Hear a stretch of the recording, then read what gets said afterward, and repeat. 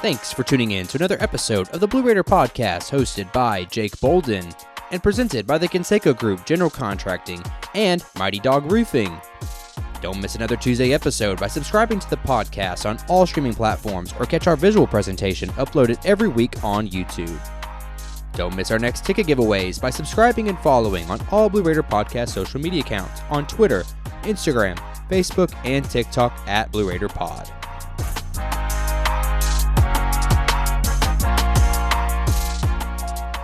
Welcome back to the Blue Raider Podcast. I'm your host, Jake Bolden, and in today's episode, we have a much-anticipated conversation with head football coach Derek Mason to talk all things about off-season football, including his new additions both in the high school signing class as well as a transfer portal signing class.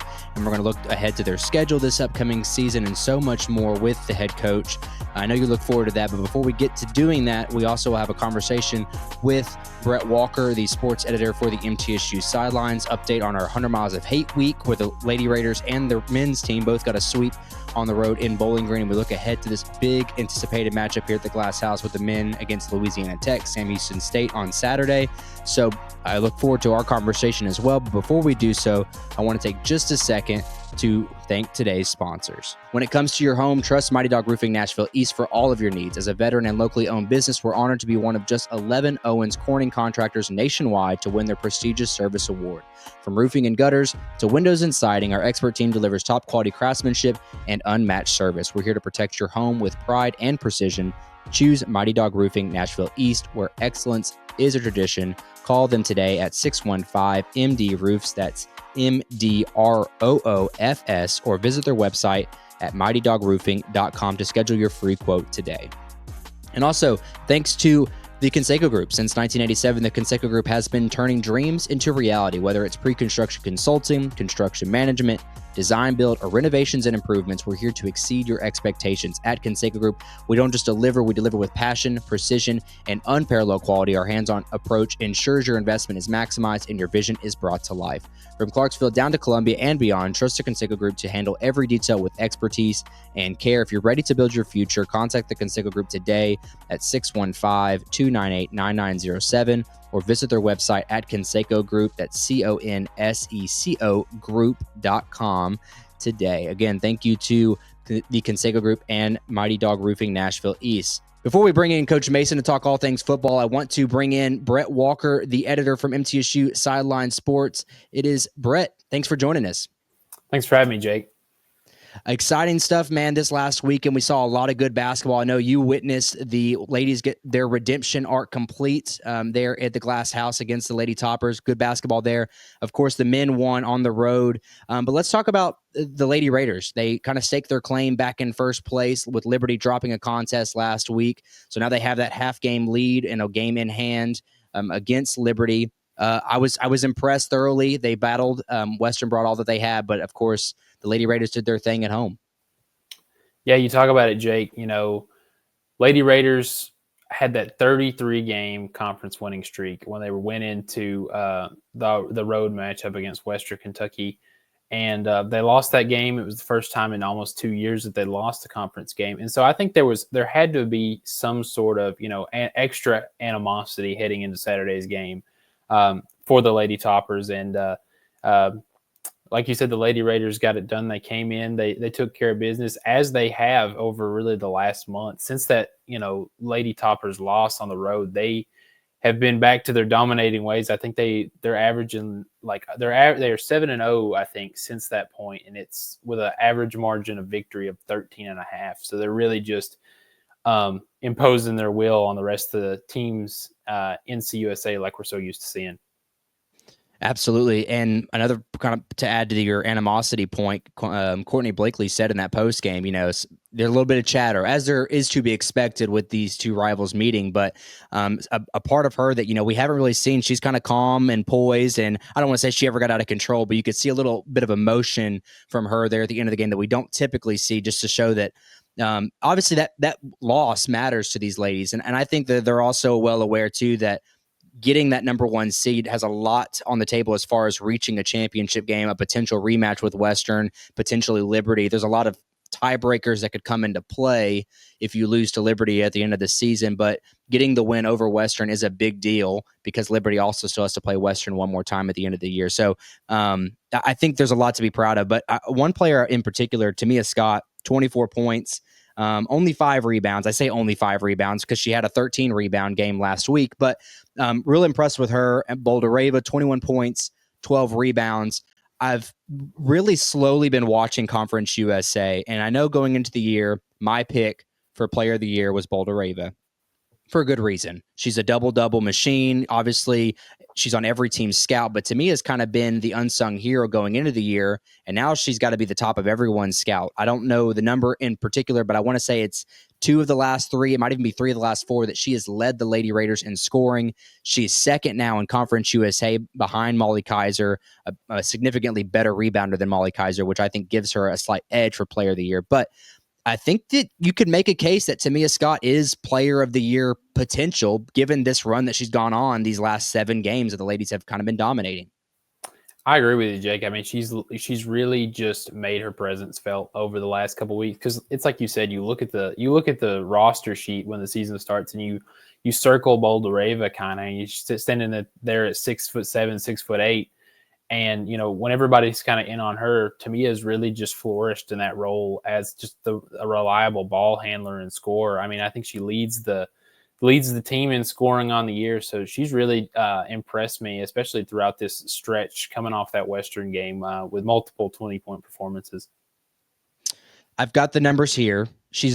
She has led the team in scoring in 4 straight games, averaging just under 25 points in those 4 games. And she's actually led the team in rebounding in 4 of the last 5, dating all the way back to New Mexico State overtime win there in Las Cruces. So the ladies this week, they've got on the road, they're going to Louisiana Tech on Thursday. That's at 6:30 p.m. on ESPN+. Saturday on the road at Huntsville, Texas against Sam Houston State. This task of winning on the road is always tough, even if we're talking men's or women's. But the women's team always seems to hold their own, which is what makes them so dominant in Conference USA. Louisiana Tech has given them problems in the past. You go back to last season, they took them all the way to overtime. Granted, it was the first Conference USA game of the year. You probably got some nerves. You're coming off the New Year's break. So I'll give them a little slack there, but they handled business when they faced the Texters in the Conference USA semifinals last year. So between these two, the Thursday night matchup against La Tech is the more daunting task. But Sam Houston has won 2 in a row now on the road at Kennesaw and Jacksonville State, so don't take them too lightly. But I do think that this is a business trip, and I feel confident the ladies will come out 2-0 this week. Yeah, I mean, I think that's probably what sums up this Lady Raider team and really just the Rick Insel era as a whole. Is just, they take care of business, and they're a confident group, but I wouldn't call them cocky.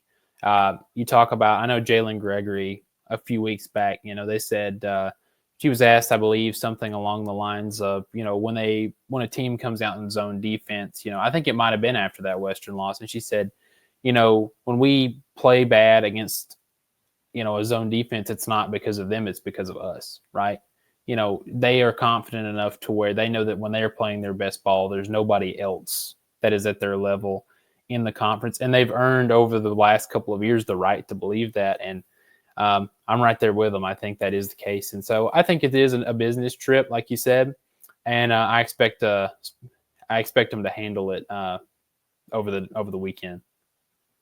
Absolutely. Men's, on the other hand, I consider this one a big one for so many reasons. We'll start off with Nick McDevitt, 100th career win here at MTSU. I know many will say and point out that it's taken 7 years to do so, but the stretch that he's been on this year, not to mention doing it in the 100 Miles of Hate fashion that he did, he led for the final, I believe it was 24 minutes on the road. Western had many opportunities and went on many runs. There was one point where the Raiders were up by 11, got cut down to 1. You instantly have a 3 by someone of this trio that has scored 20 points. We have Mustafa, you have Counter, who almost did it in the first half, and then Cam Weston, who scored 20 himself. They just always had an answer. And when I look back at, you go to gomiddle.com and read our forum boards, if you have any of the feedback from Western fans, that's the synopsis of what happened on Saturday. Every counterpunch Western had, we had an answer. And again, that was probably the most hostile environment they're going to face the rest of this year. Absolutely. And you look at that, The men's side is really just kind of, it's almost perplexing in a way, because you look at MT some nights and you say this is clear and away the best team in the conference, and there's other nights where it's just such a tight. Everyone is right in there, close together, and the way that they handled that environment Saturday night, especially. It's always harder it's harder to beat somebody twice, and to have already done it at home and then go on the road to do it again in the fashion that they did is really just impressive. I was really impressed by Counter, like you said, led the team with, I believe 18 points in the first half. That's a guy who averages 11 points a game, and he really just showed up in the biggest moment. And I think that's really what down the stretch is going to carry this team. Beyond what what we've seen they're capable of, whether that's in the conference tournament or any sort of extra postseason action. Is if one of these guys steps up, they're a really scary team to face. And for so many reasons, they've got so many guys that are that threat. And you talked about Counter, who's kind of a guy that surprised everybody.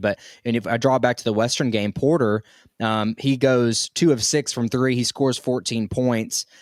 Relative, I won't say a non-factor. He hit a lot of big threes, especially a corner 3 there late. But the fact that you're able to pull out a win like that with a guy that is producing under his average, again, that's still something to behold. That this team is so spread out. Where last year this time of the year, if you're able to stop JP and Jared Coleman-Jones, you're probably going to be able to handle the Blue Raiders. But this year is a totally different animal. So that's why it's exciting to see that this team now sitting in solo third place. They don't control their destiny, unfortunately. Jacksonville State has the game ahead on the Raiders. I think it's a game and a half technically. If Jacksonville State were to win out, obviously there's nothing the Raiders could do. They're going to need a little bit of help somewhere along the lines. I'm not too privy to Jack State's schedule. I do know that they have one more game with Liberty as well as we do. So that's something that you have to keep an eye on, because that's going to be vying for a first place spot. And then Liberty, on that note, as the second place team, also has another matchup left against, I believe it's UTEP. So there's a lot of still shakeup to happen. But if you can handle your business, and something that I spoke to McDevitt about on Saturday was he has the benefit of 4 of his last 6 games coming in Murphy Center. I mean, obviously we know how good this team is, only losing 1 conference game against New Mexico State with a Mustafa-less roster. That's something that you have to take into account too, that as much as we don't control our own destiny, you're still set up in a good position to win a lot of these games down the stretch. So I don't want to get too much into projections and all this stuff, but you feel good that that's the way the schedule has laid out for you. You're going to get Louisiana Tech, Sam Houston, 2 teams that Sam Houston's kind of turned their season around this last week, picking up a win over first place Jacksonville State. Thank goodness for that. But you get them on the road, who, in my opinion, this weekend is the scarier of the 2 games. But Louisiana Tech, it just kind of depends on what Louisiana Tech team we're going to get. Are we going to get the Louisiana Tech team that out-rebounded us by nearly 20 rebounds there in Ruston? Are we going to get the Bacho that scored 25 points? Because last week, Bacho looked very pedestrian. Louisiana Tech got swept at their home floor, something that doesn't very typically happen. So I think it's scary to say which Louisiana Tech team you're going to get, because you very well could get the team that was preseason favorite to come in here, and you got to be on your toes, because Thursday night is the upset night in Conference USA. And then you got to turn around and play the best worst team in Sam Houston, who has lost every game this year by single digits. So you got a scary week, but luckily you've got it here at home. Scary week, and I think, but regardless of how you slice it, really what you want to be doing is you just want to be playing your best basketball at the right time. So I think regardless of kind of how these things go over the next couple days, it's really just about regrouping. And I think, like you said, those last big chunk of games at home are really going to help this Blue Raider team figure that out as they head into the conference tournament. And, if you're a Blue Raider fan, you hope you don't see the Louisiana Tech that you got in Ruston last month, but you hope you see the team that showed up at home last week. But I think really just what it comes down to is, getting in a groove early, and then getting, I think, Mustafa back involved as he has been, all season. That was kind of the one game, that was around the time he started dealing with an injury. We don't exactly know, the logistics of when that occurred, but so making sure he's heavily featured, I think, is key heading into Thursday night against the Bulldogs. The lady texters and the Bulldogs get at me always twisted up on Yeah, what I was they're tongue actually twisted. I called. almost called them the texters, but I was like, that's not right. That's not right. They don't make it easy on us. But the Mustafa, the caveat, and it's something too that we've been talking about on the forums is Kamari Lands. Where is Kamari Lands? Given this game on Thursday, if he doesn't play, you will have played as many games without him as you've played with him this season. And again, barring that he hasn't played in a month and a half, dating all the way back to the Tennessee game. What does this team look like? Well, crunch the numbers, and I'll do it justice by just giving you the facts here. And I'm not going to go through all the numbers, but the numbers that stood out to me significantly is your defense per game. Your team with Kamari Lands is 10 points per game better. So, and also when you talk about field goal percentage, I believe that they were holding teams to 5% less on the field goal shooting percentage. So, but the 10 points per game is a big number. Big difference. And you could obviously it doesn't account for the disparity of competition you face in non-conference versus what you face in conference. But if you can think back to our non-conference schedule, you played some really high scoring teams and teams that put up a lot of points against you. I think about Tennessee. I think about schools like Lipscomb. You played Bradley. You played South Florida. You played UAB. Teams that are offensively efficient. And you were able to hold them to 61 points per game in the non-conference. And now that we're in conference, it's around that 70, 71 mark. So that's where I don't know that Kamari is the answer or the reason for that. But I do think Kamari does play a big part in the rebounding perspective because since we've been in conference, the Raiders are actually on average getting out-rebounded in Conference USA. And to bring it back to this Louisiana Tech game, you were out-rebounded significantly on the glass. The numbers were glaringly bad. Let's see, 43 for Tech, 26 for the Blue Raiders. You can't get out-rebounded by 17 on the road and expect to win. But with Lands prior to his injury, we were +6 in the rebounding margin. Again, played a lot of offensively efficient teams, which includes offensive rebounding. So if you're a 7.5 rebounding margin difference with Lands, without Lands, his presence down low, he's a big guy. That not that Torrey Alston isn't, but Lands is just the guy that obviously spaces the floor with his shooting, which allows for a greater opportunity at rebounding because the inside is not so stuffed on the defensive end. So Lands maybe not directly affecting that rebounding, but again, his spacing does allow for greater rebounding opportunities. He does have great length. So just something I want to throw in that could potentially happen down the stretch. But as we wrap up the basketball talk here, this is something we've been talking about on the forums. And Brett, I'll kind of give you the opportunity to give what you think on this. In the world where he is healthy or he's almost healthy, we have 3 weeks left in the regular season. Do you see it being a better situation for Lands returning at Conference USA tournament time in Huntsville for the first time? Or would you see it more advantageous to play him maybe in the last couple of games of the year to get the rust off? And let me go back to the conference portion. Maybe you're throwing teams a curveball because like you said, it's hard to beat teams twice. So you're playing them for the third time now. Oh, and now you have your power forward back. So that's kind of in my opinion, the yin and yang of why one may be better than the other. I'm typically more a better safe than sorry kind of guy. So I would have to say getting Lands back, maybe a game or two, or maybe just limited minutes, right? In the last couple of games of regular season play might not be a bad idea. I don't think you're in a situation to where you would have to have him be a full go. But and this all, of course, depends on his health, which is something that I don't know really the timetable on.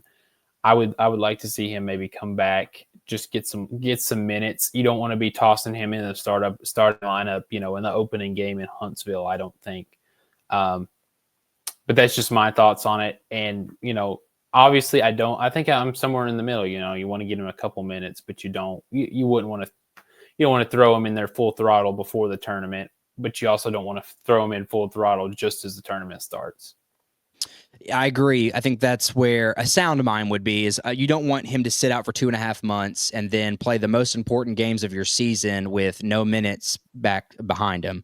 But to add a little bit, I'm totally speculating because I don't know if the return is even possible. Maybe he's out for the year. The only reason this topic of discussion has come up is because he was dressed in Bowling Green. For those that don't know, he was dressed, obviously didn't participate, but that was the first time we have seen since the Tennessee game that he was in full regalia on the bench. So I would have to assume in the event that everyone was fouled out that he could have potentially gone in the game. So maybe he's closer to return than we originally thought. But so something to keep an eye on down the stretch. I agree with you. I think, if you can get him in a few reps those last couple of games, they're going to have film on him playing regardless. Yeah. So he can get the more shots up. If he can get the rebounds, get, again, the pace of the game back to himself, I would feel real confident about that. So exciting stuff with basketball. Again, just something that I for me, it was a surprise. You play Louisiana Tech this Thursday at home.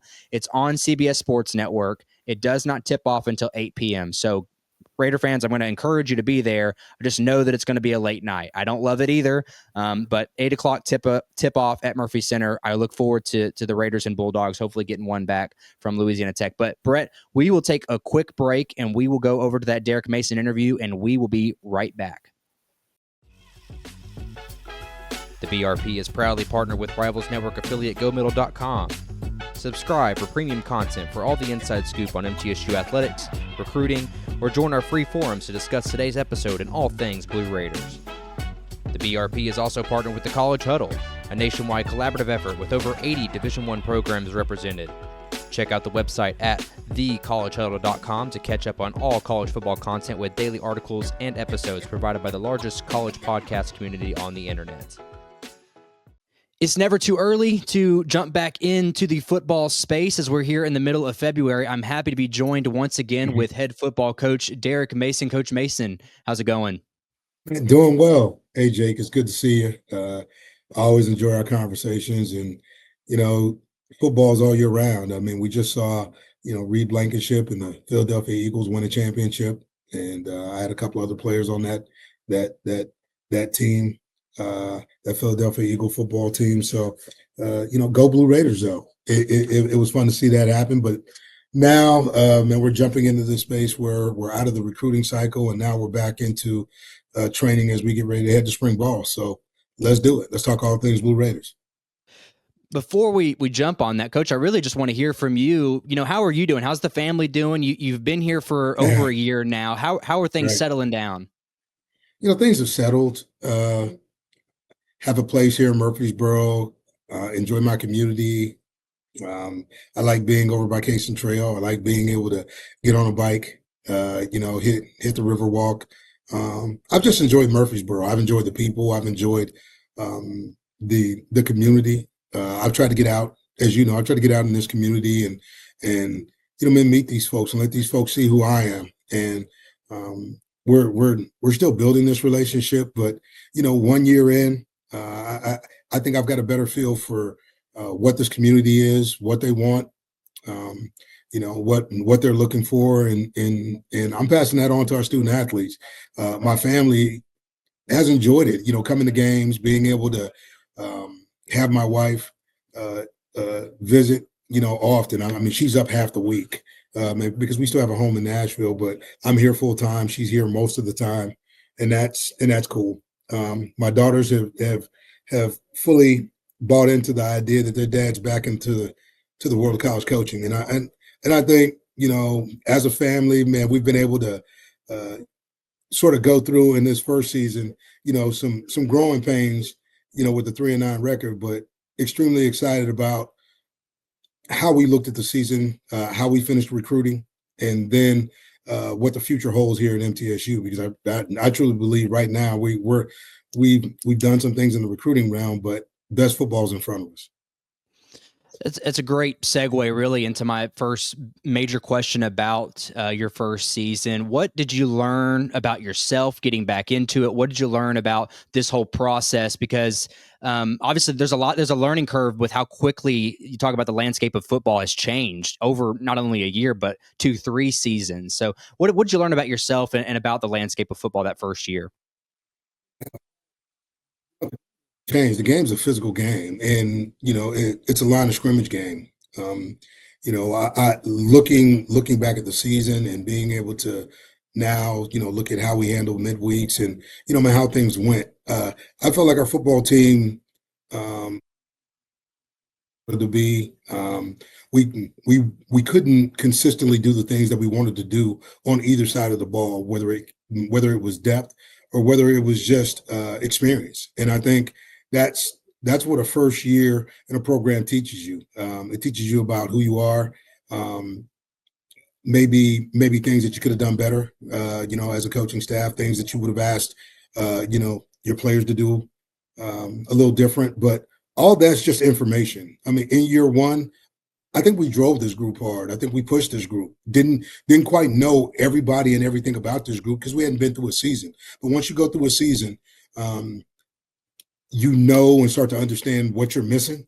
And I think that's what it's been about since our last game. It was about learning how we got to 3-9, and then deconstructing and now reconstructing like this football team.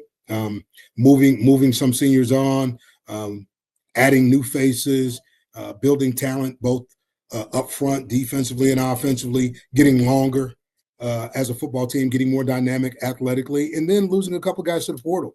But what I felt about the guys that we lost in the portal was that because of the level that those guys played at, and because of the production and NIL. Not having NIL was part of the formula. Like last year, we played some teams, man, that had good players, that had acquired depth, and I think that helped me understand how important it was going to be. I know we didn't have it, but we were planning for it. And so, with that being said, we've done some retooling. We've been able to go out and sign, what's been said on Rivals to be the #1 recruiting class in Conference USA, and that's due to resourcing. Like I said, we got longer, we got taller. We believe we got more physical, but this roster is going to look totally different with 39 new additions to this roster in 2025. We'll get more into the meat and potatoes of it here a little bit, but I guess from the 1,000 or 10,000 foot view of it all, did you accomplish what you set out to do this offseason, not only in the acquisition of players, but you talk about the conversation of NIL. Did everything kind of go according to plan for you this offseason? Yeah, it went according to plan. I mean, are we there yet all the way with the NIL? Every day is a job interview.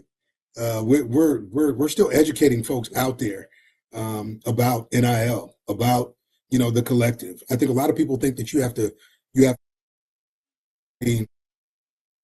I can tell you is that everybody across the country has bought into this idea that NIL is here to stay, and if MTSU wants to be competitive in college football, we have to know and understand that this is part of how we move forward. Investing in our teams, investing like in our programs. This is what was mandated through litigation, but it's also an opportunity for student athletes to build their brands, right? Along with the brand of MTSU, and I think we've got a great model for how we're going to do it. We feel like we can get to the top of this mountain in Conference USA, and Dr. McPhee, Chris, myself, along with Nick and Coach Enzo, we've all been spearheading this run towards NIL because we knew that it was a space that we were going to not have to just dabble in, but we were going to have to find a way to dominate. I was very fortunate to talk with Associate AD or Deputy AD, I should say, Lee DeLeon earlier this year, talking about the collaborative effort that you have, especially with Raiders Rising, as well as this new in-house revenue sharing that's coming up in July. Talk about those intricacies of learning how to play with all that, how that affects football, especially more so than other sports. But how is that open line of communication, is how he put it. How's that open line of communication working with you and the Raiders Rising and then this soon-to-be in-house NIL? We have the ability to have separate entities, heading into 2025. And, the first was Raiders Rising. Raiders Rising was established, a little more than a year and a half ago. And that external collective, man, has done a tremendous job, with other sports. We just got into the full on sort of conversational and sort of framework of how football was going to look with Raiders Rising. McGuire, Cipriano, and Murphy did a tremendous job of, educating us. I felt like we educated them on, what a football salary cap would need to look like. Where do we need to go, man? It took a lot of communication, man, between myself, Chris Massaro, Lee DeLeon, including Dr. McPhee, and just educating him on like the landscape and having to have a general manager, because a head coach doesn't want to be in these conversations about, who gets what and what does that look like, because then it starts to seem like there's favoritism in this. So I thought we did a really good job of just, sequencing out, building out, like the structure that we needed within football, and then how we were going to communicate, and then going about how we were going to raise funds. We've been fortunate. We've been fortunate with some strong benefactors here in our business community who have gotten behind football. Expectation is to win, and so when people put money behind it, man, they want to see a winner, and that's sort of what we started with this recruiting class a little bit, but a lot of those efforts was as I look at it, was directly related to the framework, the relationship, the communication, and how fast we were able to get into the space and be diligent about how we attracted talent here. And then, as you talk about,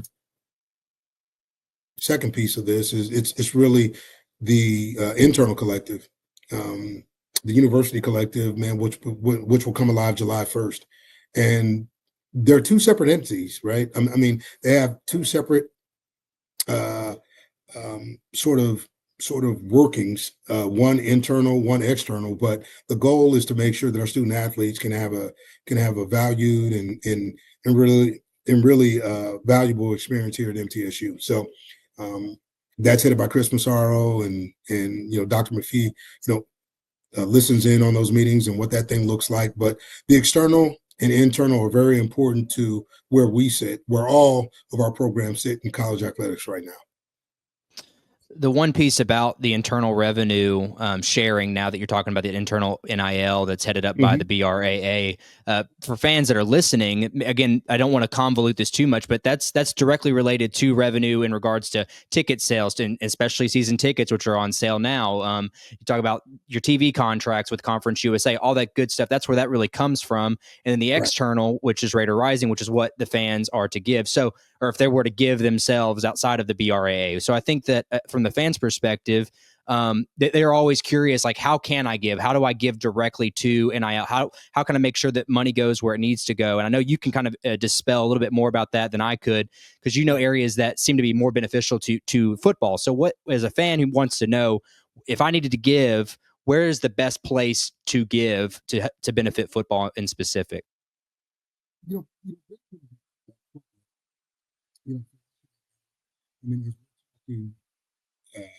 Directly to the student athlete and direct gives right now, that's the external collective. That's Raiders Rising, for us. I mean, it doesn't mean that dollars cannot be given to our student athletes, but those dollars won't be made available until July 1st within our internal NIL. Externally, it looks different. It can hit our student athletes right now, anytime, any place, any give. But what we've done for us with the Blue Collar Project, it is about relationships. It is about us working with our business community, working with our schools, working with our communal infrastructures to make sure that our student athletes aren't just receiving money. These guys are giving time. These guys are looking to give value to businesses by being able to lend their brand, okay, as well as their relationship capital to these companies. And that's a cool thing. I think it gives some of these businesses an opportunity to show that they do support Blue Raider football and our student athletes. And it actually allows our student athletes to spend time with these companies, right? Again, I think it's a future workforce, and anytime you can match yourself, whether you're talking about the student athlete or these companies throughout the Murfreesboro area, can create those relationships and start looking at the future workforce. I think that's synergy, and that's what we're looking to create. So I think energy begets energy. I think giving is one of those things where people think that it's just one way. It's not. The one thing that I always ask people, what do you want from our student athletes? What can we do for you? It's not just about giving. It's what can we do for you? Because I think it's a two-pronged approach. What can we do for you? And we'd love for you to support us. Blue Raiders love Blue Raiders. Absolutely, Coach. Well put. Let's move into those student athletes we're talking about. You already mentioned the #1 Conference USA signing class per Rivals. You said a little bit earlier, length, physicality. When you're talking about these kids that you're pulling in either high school or the portal, what was the focus with the signing class? Was there anything in particular, kind of the intangibles? I know you obviously you're looking for position related findings, but tell me a little bit about the intangibles. These kids that you're going out. What is it you're wanting from them? I want winners. I want winners. Like winners win, right? We had a chance, over a year's time with our high school recruiting and junior college recruiting, especially, get to know these student athletes, understand, who they are, where they come from, and what makes them tick. I think I believe that in recruiting nowadays, you have to boil it down to a couple of things. The first of which is, do they love football? Everybody says they love football, but you have to do your homework. You have to spend time talking to a young man about the game. How much history does he know about the game? What things does he do? Outside the game to make himself better. Okay, and then you start to look at the production. Everybody starts to look at the talent, but I look at, do they love the game, and then I go to the productive piece. Production matters, availability matters, games played matters, and so like those are three things that sort of lead me to the next thing. Okay, the next thing is talent. Talent's not number one. I mean, it's number four. It's number 3 or 4 for me on that list. And then you have to ask yourself, can they help you win? And as we went through every one of these guys, long interviews, most of the time, even on their trips were quick, but a lot of it was spent talking ball, in-depth football, putting them on the board, having them talk to us about defense or offense or special teams and their role in it, and what do they know about their offenses or defenses, and how much can they regurgitate. These things, we didn't do that when we first got here. We were just looking to take whatever was available. This time, we were more pointed and specific about what we wanted in these student athletes, and I think we hit dead on. We got winners, we got guys that love the game of football, and they just happen to be long, smart, and athletic. Another part too about the vetting process that I thought was unique, given the past administration. I say administration, but the past coaching staff, was a lot of these guys were offered in person. There's a personal connection that you're trying to make with a lot of these kids, and another part of this personal connection too is tying it back into Rutherford County, the mid-state. A lot of these signees, these kids that you're getting, are the mid-state. I know that was something that you really took pride in last season in your recruiting trail, but it seems to continue to carry over to this 2026 class. Not to get too far ahead of ourselves, but it seems that there's a marriage here between you wanting to recruit the mid-state, be the best recruiter of these mid-state football players, and consider MTSU a legitimate option regardless of where you fall on this recruiting rating system that is pretty arbitrary. As someone that works with Rivals, I consider it arbitrary. You are the guy that you are the one that's going to be able to tell us how talented kid is, but you seem to have this level of recruiting marriage with Middle Tennessee that you'd have a lot of pride in. Well, I love Middle Tennessee. Our coaches, we want student athletes that are representative, and you always have to start with a high school base. 10 of the 17 high school kids that we took were from the state of Tennessee. Okay, and when you look, there's so much talent. The mid-state area is so rich in talent. From Shelbyville, when you look at Rutherford County, all the way up Williamson, Davidson. Look, there's just talent. Yeah, undeniable talent. And so for us to sort of, disallow or allow teams to come in here and just arbitrarily take kids, we wanted to put some borders around this place and let coaches and student athletes know. And that wasn't just with our scholarship players.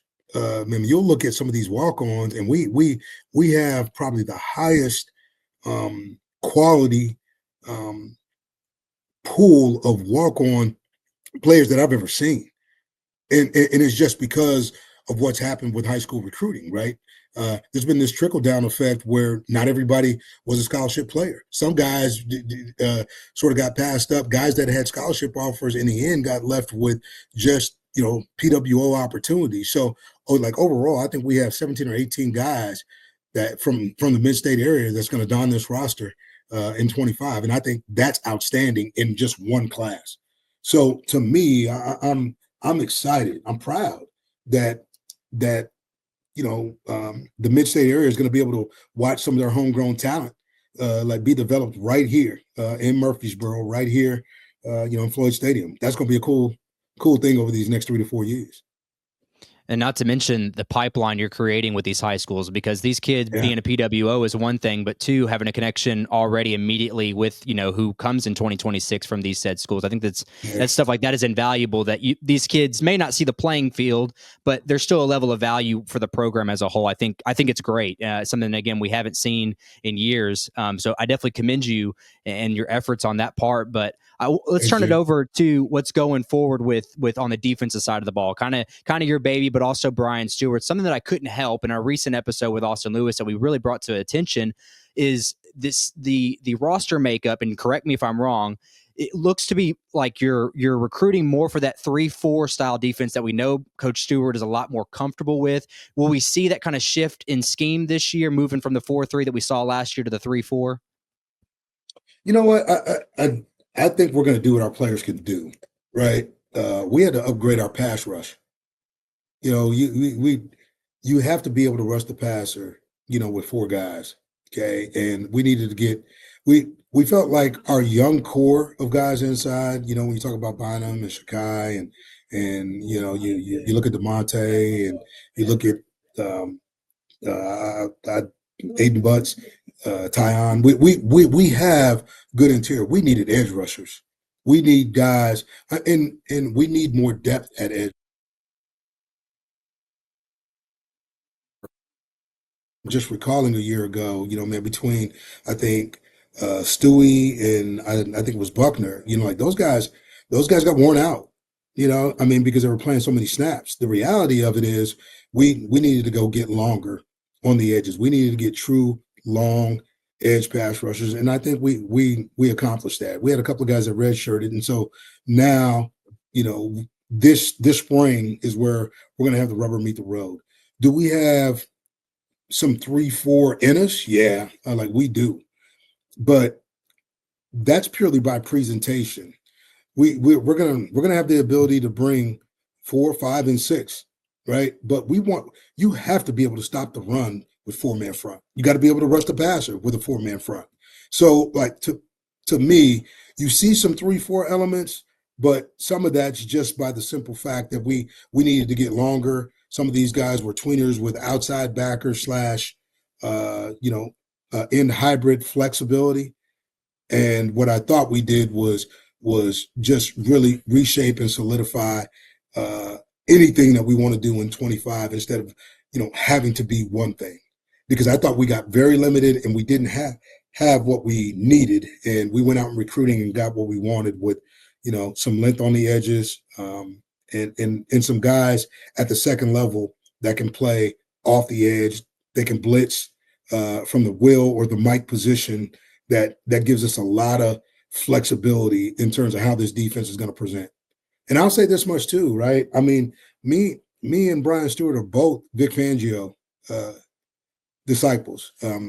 Stu was with Vic in Houston, for about 5 or 6 years, and I was with Vic, at Stanford. And we still utilize some of those same defensive structures, but as you can see, he didn't have to bring much pressure in the Super Bowl when you got a 4-man front as good as that group, because that group got pressure with just 4 men all day long. I don't know that they even blitzed hardly more than 4 guys the entire game. They didn't, and that's really what I'm talking about, right? I thought times there were times last year where we were having to, go 5 and 6, man pressures, and even at times, bringing overloads. And the problem with that is, if you're not long enough or fast enough on the back end, you put guys in harm's way. And we saw some of that happen with Kansas City, where they felt like they had to commit to the run and they had to bring more bodies.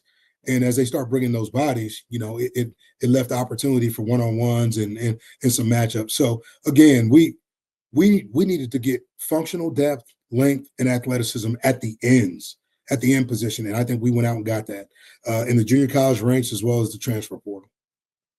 Yeah, very, very impressed myself with the way the defense looks, especially with some of the portal pickups. I know bringing Alex Mitchell back home, the Riverdale High School, bringing him in from Chattanooga. Jaden Thompson's another guy that I really like from Itawamba. Talk about, I know Austin called him a thumper.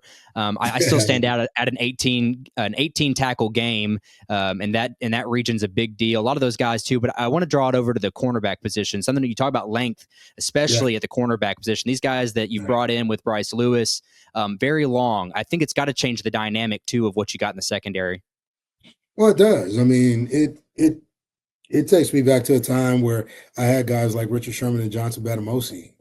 Stu had Quentin Jammer. He had Darius Slay. We felt like we wanted more speed, more length. At the corner position, and so we went out and got it. Here's what happens, right? When you have longer corners, not only can you play man, but the idea is too these guys with their skill sets, they make throws look different, right? Because quarterbacks can't quite gauge how long they are. It's one thing to look at a book and say, okay, well, a guy is 6'2" or 6'3" or 6'4". It's a lot different when you're running a go route and a guy's, beat by a little, but, that arm extension allows him to not just knock it away. It allows him to pick it. It allows him to take the ball out of the air. It makes those zone windows, much harder to throw through, right? It allows safeties, more time to get off the hashes and find downhill angles.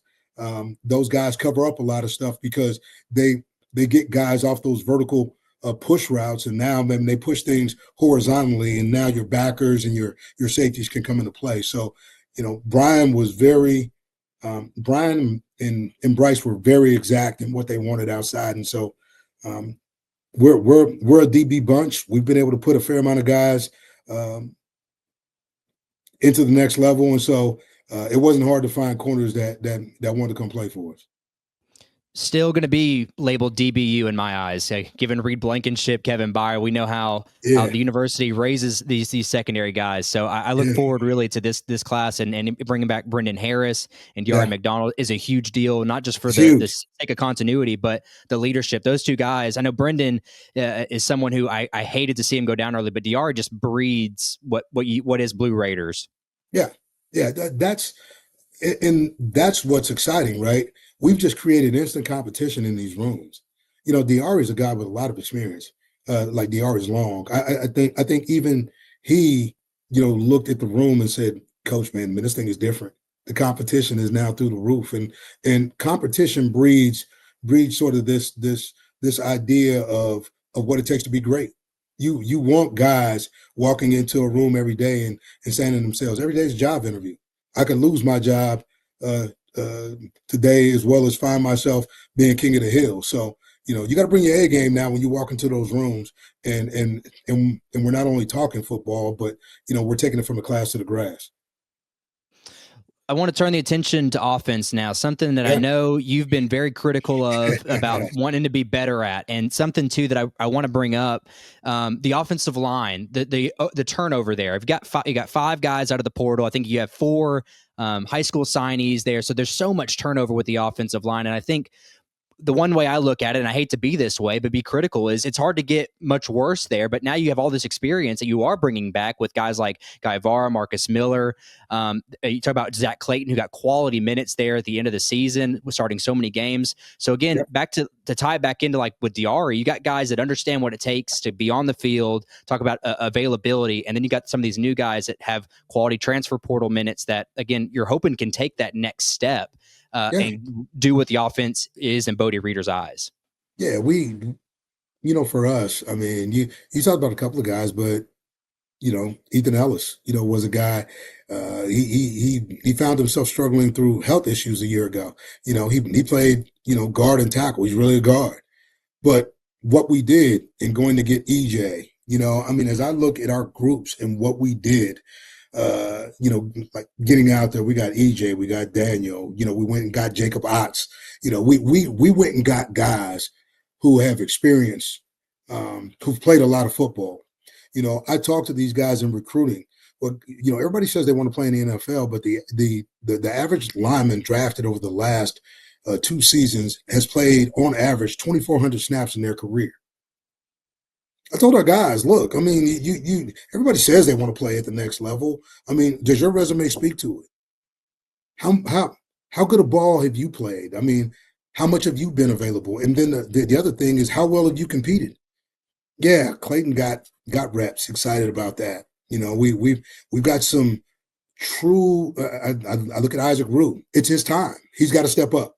It's time for him to play. Marcus Miller is going to battle to be, a solid backup. I mean, this room just looks different. It looks different athletically when you see the size, when you see these guys competing in the weight room. Everybody knows every job is open. We went out and got Jacob Otts, which was probably one of the hottest tackles, in the group of 5. Everybody wanted him. He came to this place because of Coach Simmons and Coach Reeder. I thought they did a good job of laying out the game plan for what we needed at left tackle, and then the other piece of how he was going to be utilized and how this line was going to be revamped. He didn't come here to lose. He came here to win. And I think by adding EJ and some of Daniel and some of these other pieces, these guys, to me, earlier on, have been as advertised. They come in, they work, they don't say boo. They do extra. These are things that I didn't see a year ago. So, like, to me, I know we went and got the right guys. Now, people can say, "Hey, well, you had to go, pay for it." Well, that's not true. I think that's some of it. Talent acquisition, man. Sometimes, man, you got to pay the price to go get it. But I thought what we did elevated the room because guys knew that these guys were coming in to get jobs, and I think it's just raised everybody's attention level. It's their attention to detail and the drive. So to me, right now, I think Kendall and Bodie are really excited to see what happens as we get on the grass. I'll save the question in February about what's the offensive line looking like, because that's what everyone wants to know. What's the starting line look like? But I'll save it because one thing we experienced last year, anything can change between now and when the pads go on in August. But Absolutely. I'll say this to bounce off of what you're saying is this competition that you've created, I think is a great atmosphere because of you're going to be vying for that starting time. But I want to take it over to your running back room. You said last year it was the most competitive running back room you've ever had. And now it's got plenty of young talent and you're returning Flip Credle. But like would it be irresponsible of me to say that this is an even more competitive running back room? It is. That's the one thing about Coach Lowry. Coach Lowry, he wants competitive depth. He never wants a guy to feel comfortable. And I thought he did an awesome job of just, setting the standard, holding the standard. I thought those guys played hard all year. And so now, you look at where Flip is, you look at Jaquil Middlebrook, who I think is poised for a breakout year. You just look at the size, speed, and athleticism of some of our young backs. Man, we just brought a young back in, Keandre Barker, who was who's a 4-star recruit coming in, probably one of the highest recruits in this class, for MTSU. But I mean, this kid's explosive. It's I see why Penn State recruited him. I see why he was a highly sought after student athlete, because I mean, he's got one-cut quickness and great contact balance. And then you look at the local talent that we went and got, it just looks crazy. I mean, like for us, we know that these rooms are going to be, especially this running back room, it's going to be full of talent. Guys are going to have to battle like for playing time.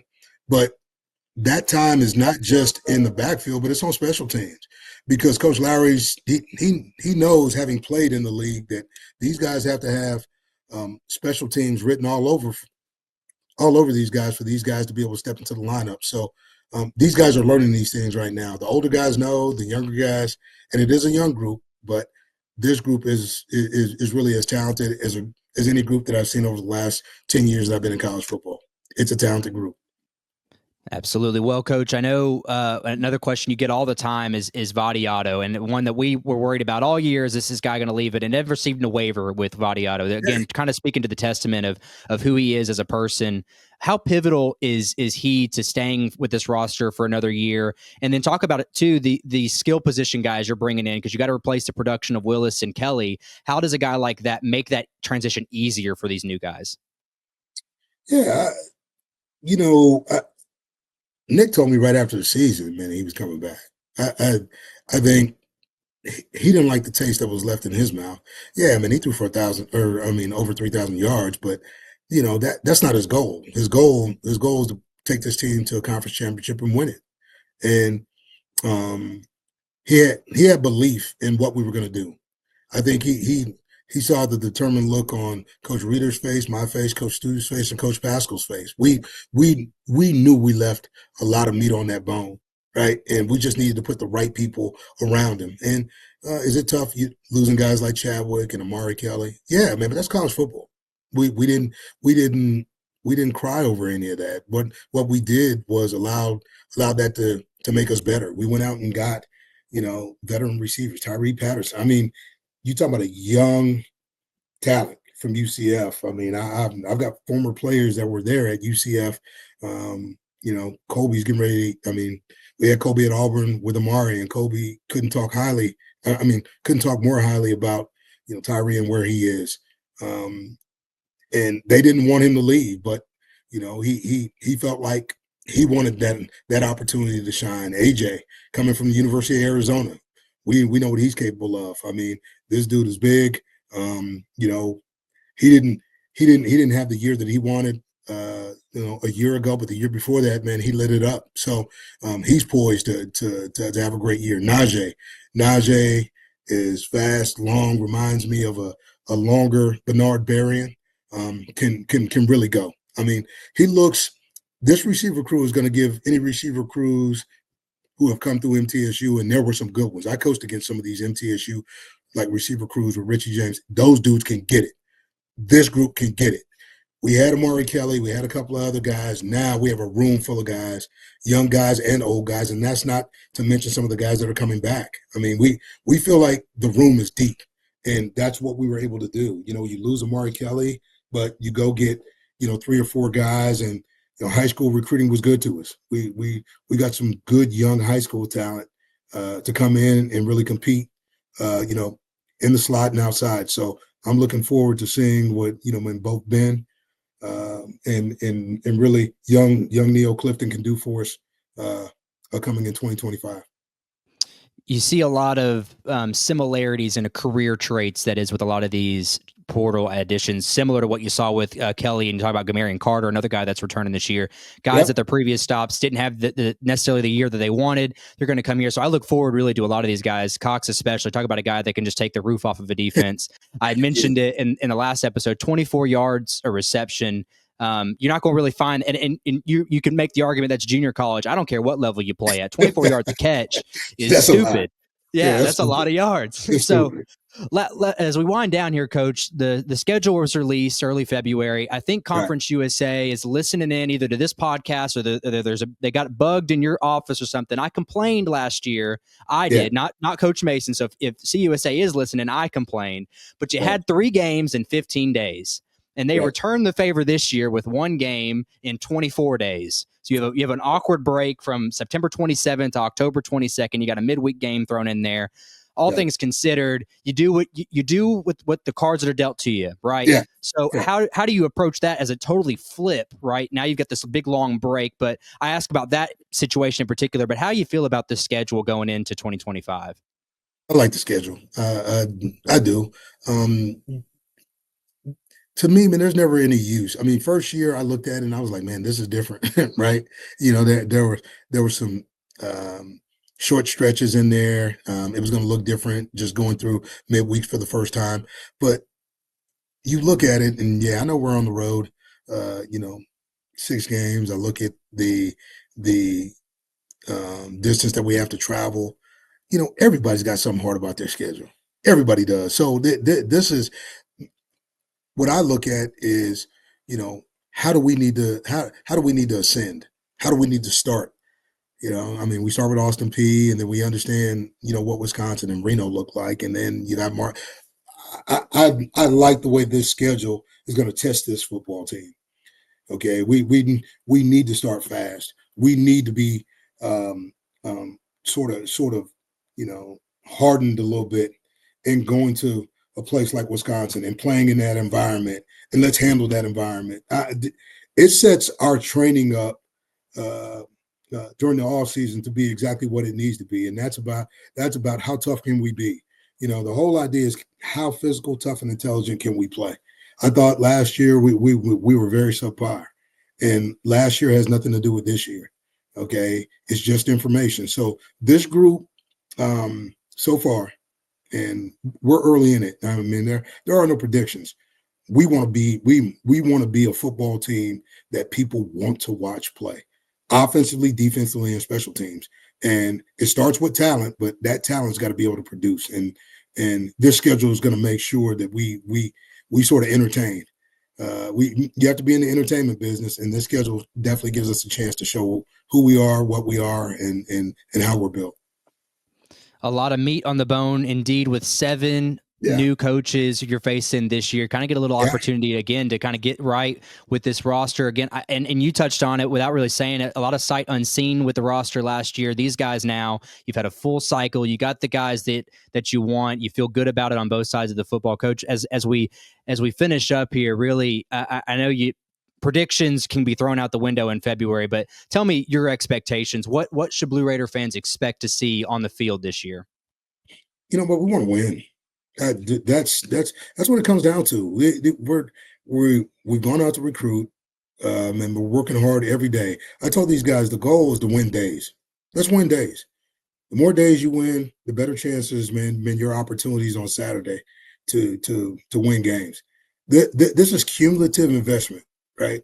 Didn't win enough days last offseason. And that was God's honest truth. We didn't win enough days, way too inconsistent. And we're getting there.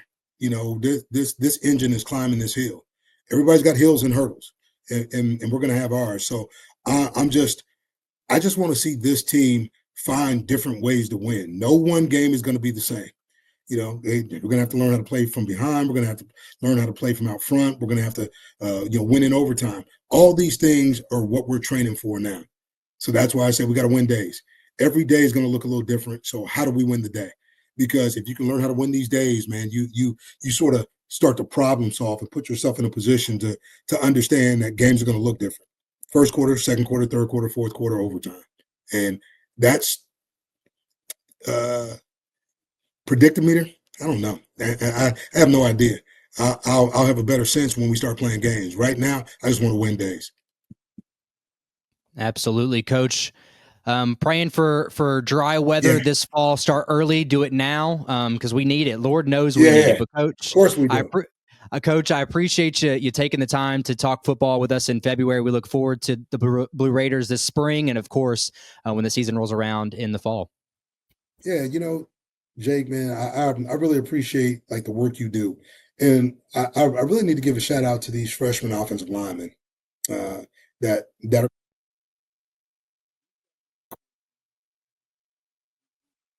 That stepped into this place for a spot, spotlight, showcase, whatever that is. But what I can tell you, these guys like Bo Ryan and Kyle Larkin, and looking at what this class is going to do, it's going to be a dang good class. So I'm excited about the true future of Blue Raider football. This group is going to make this city, this area, this place proud. So hopefully what I'm saying is a lot of blue out there as we get into spring and get ready to start working as we push to the fall. Absolutely, Coach. Once again, thanks for taking the time to do this. Take care. Let's go Blue. The BRP is proudly partnered with Rivals Network affiliate GoMiddle.com. Subscribe for premium content for all the inside scoop on MTSU athletics, recruiting, or join our free forums to discuss today's episode and all things Blue Raiders. The BRP is also partnered with the College Huddle, a nationwide collaborative effort with over 80 Division I programs represented. Check out the website at thecollegehuddle.com to catch up on all college football content with daily articles and episodes provided by the largest college podcast community on the internet. All right, Brett, we're back. Great conversation there with Coach Mason. A lot to get into, really, but just two main focuses for me to kind of, as we carry out this episode. He loves the recruiting that he did this last year, his first real recruiting cycle. A lot of these guys, he likes to describe them as winners, guys that he actually got to have conversations with. He wants them to know that they love football. He wants to know that they know the X's and O's, so that way it translates real quickly for them. But collectively, he feels so good about this freshman and transfer portal class to make them competitive this year. Yeah, and as he should, the number one recruiting class in Conference USA as per the Rivals Network. So, and like you talked about, he was able to bring in guys, as soon as the recruiting class period opened. Whereas last year, he kind of got hired late. He comes in and he talked about it in the interview a little bit. He was kind of, not to disrespect anybody that they brought in, but they were bringing in kind of what was left. And so now you get, an early jump or, just a fair jump on the recruiting class. You're able to bring these guys in, throw them up on a whiteboard, right? Let them see, that they're not just athletes, that they really know and love the game. And, talking to him, I got the chance to, talk to him for a few minutes at the Louisiana or the Western basketball game the other day. And he talked about, right now we are in football school. And they're just right there in the mix of making sure guys, know what they're supposed to be doing. Because that has to come before the talent adds to that, right? You have to know all of that stuff to be a solid football player, and the talent can only just add to that. But can't be a base. So, but I think, looking at the class so far, he has a right to be excited. Yeah, especially this transfer portal class. He talks about guys that are going to be they're going to be ready to play right out the gates, guys that are competing for playing time already, which is great to hear in the spring. I know he alluded to it a little bit. We don't know what they're going to do with the spring game this year. If they're going to do something a little bit more of like a fan day experience, open practice. So I would encourage everyone to keep tuned in for the announcement of that, and hopefully the coming weeks as spring practice is underway.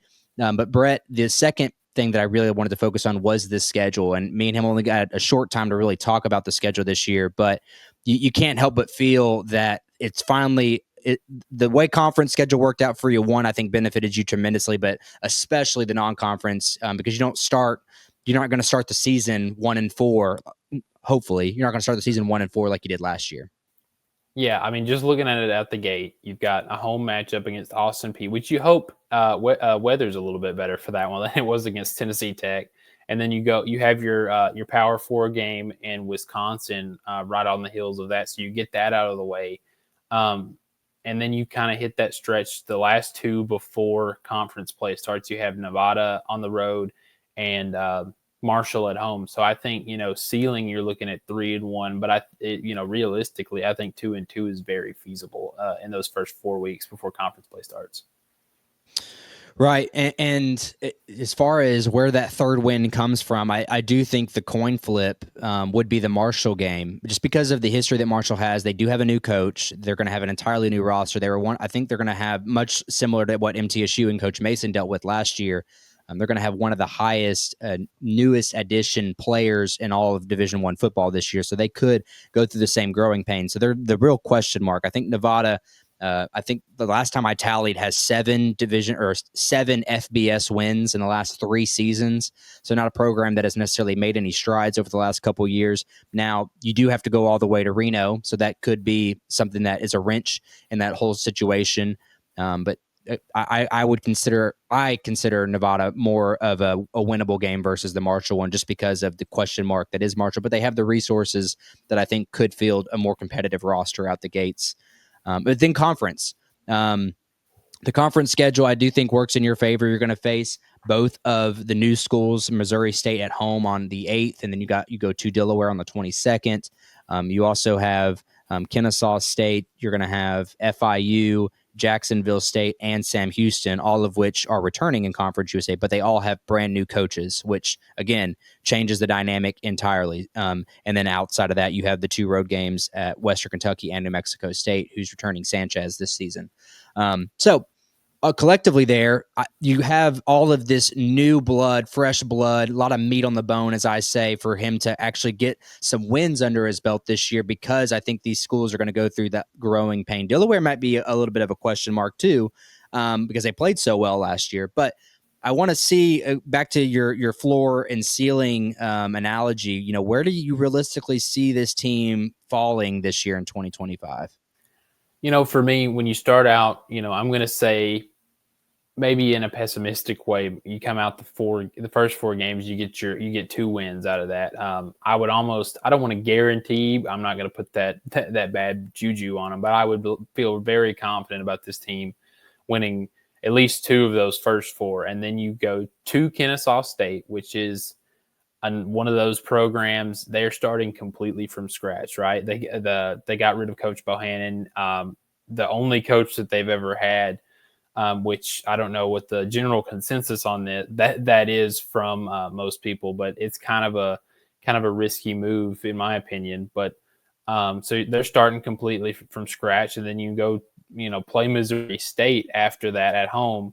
And I think that one's pretty favorable, just because they're in a position similar to Kennesaw last year, where it's their first year in the conference. And then it really gets into this interesting time frame where I wrote a piece about it last year. They played, I believe it was when the October midweek schedule started. They played 3 games in the span of 13 days, pardon me. And they lost 2 of those. And the only win ended up, I think, being Kennesaw. So now you're in this more quote unquote favorable format. You're actually playing, I think it's like 1 game in the span of like 13, 14 days. And so now you kind of have the opposite kind of effect, to where, you don't know how much that time being off is really going to affect you. I think it was right on 2 weeks off in between the home matchup against Missouri State, and then they have to go to Delaware and play the Blue Hens. So that's kind of maybe the turning point in the season, for good or for better or for worse. And so I think how you handled that kind of jump there in the middle, because I think last season, that's kind of the point where it spiraled, right? You got that, obviously rough start with the schedule that they had with Ole Miss and Duke and Memphis. And then you thought maybe once they got into conference, they could kind of gain some ground. And then it just kind of spiraled there in those midweeks. And so I think how you handle that middle stretch of your schedule will really just kind of pay dividends towards your overall season. So I'm going to go optimistic. I think, based off of all of the new coaches, all of the new, redone rosters that they're going to be facing, and the new additions to Conference USA, I'm feeling pretty good about 5-6 wins for the Blue Raiders coming up in the fall. The interesting tidbit too, like you touched on that awkward break there in the middle of the year where you have Missouri State at home. I like to break this season up, and you talk about it being pivotal, because I 100% agree. I think that's the best way to really describe that little stretch, that 2-week break between Missouri State and Delaware. There's a real world possibility where MTSU leaves the Missouri State game played here at home after, I believe that's week 6. There's a real world possibility that they could be 5-1. Now, I know that sounds absolutely absurd to hear after a team that just won 3 games, but stick with me here. Austin Peay, Nevada, Marshall, Kennesaw State, Missouri State. All 5 of those games, if this team is as good as I believe that they are, you could go into that 2-week break at 5-1. So you've got to find 1 win in this back half stretch with Delaware, Jack State, FIU, Western, Sam Houston, New Mexico State. Again, finding 1 win in that whole bunch. You've got 3 new head coaches there: Jack State, FIU, Sam Houston. You've got 3 home games in that stretch too. So I agree with you. I think 6. I'll be honest, And I think Mason would, and I would hold his feet to the fire as much as he would hold himself to the fire here. 6 wins, I think, should be at minimum their floor. Like, I think that's what they should be expecting out of themselves is 6. I would even go myself as far as to say 7, and I'll be as transparent as possible. I'll eat my words when we come around in December, much like I did this last year. I said they would win 6 games. They won 3. So I feel this year that they could reasonably get to 7. I think 6 is their floor. Let me take that back. 5 could potentially really be the floor, but I do think 6 is the expectation. So if I were a betting man, I don't know where the Vegas odds are for the Blue Raiders in the middle of February, but if it's 5.5, I'm going to take the over. I do think they get to 6, and I think that realistically they could get to 7. So hopefully my prediction with basketball rolls over just as good as it did for my basketball prediction rolls over just as well for football this year, because everyone knows my football prediction for last year was very bad.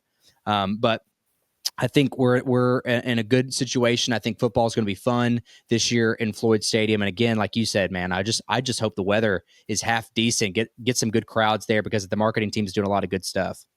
I can't remember the exact number, but I know through like the first, it became a running joke between one of my journalism professors that when covering the football team that we were going to get rained on, which, I mean, obviously in the press box, but that there was going to be some sort of delay. It was Tech rained, Western rained, Memphis even rained a little bit on the road. So it just seemed like the clouds loomed, it seemed like, over that 2024 squad a little bit. And I think with this new recruiting class, and I think the sun's going to start to come out just a little bit. I hope so anyway.